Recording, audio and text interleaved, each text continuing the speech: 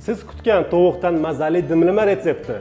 Tovuq go'shti yog'siz bo'lishiga qaramasdan dimlama shirali bo'lib chiqish siri bu taplyonka yog'larida. Taplyonka yog'i zernavist yog' bo'lgani uchun xuddi dumba yog'i kabi taomlarni shirali qila oladi. Tovuq boldirlari qo'y go'shtiga nisbatan yog'siz va yumshoq bo'lgani uchun bug' bilan dimlanib pishganda go'yoki qaynagan tovuq go'shtidek chochilib ketmasdan butun chiqishi uchun tovuq boldirlarini qovurib, qizartirib, ustini birozgina qotirib olamiz. Kartoshka go'yoki qozon kobobni kartoshkasidek mazali chiqishi uchun kartoshkani qizartirib olib, tuz va zira beramiz. Tovuq go'shtiga tuz, zira, kashin shurug'i, shirin qizil qalampir ziravorlardan foydalanamiz. Pomidor va karamni yuqorisiga taxlab tezroq suv chiqishi uchun birozgina tuz berib, 100 gram sifatli sariyog' bilan umuman suv quymasdan past olovda 1 soat 15 daqiqaga dimlab qo'yamiz. Dimlama 1 gram suvsiz ham sabzavotlarning sharbati bilan mazza qilib non botirishli, shiri tortgan sho'rvali bo'lib chiqadi. Ushbu dimlamani yaqinlaringiz uchun albatta tayyorlab ko'ring. Agarda sizga ma'qul kelsa, meni duolaringizda eslab qo'yishingiz yetarli.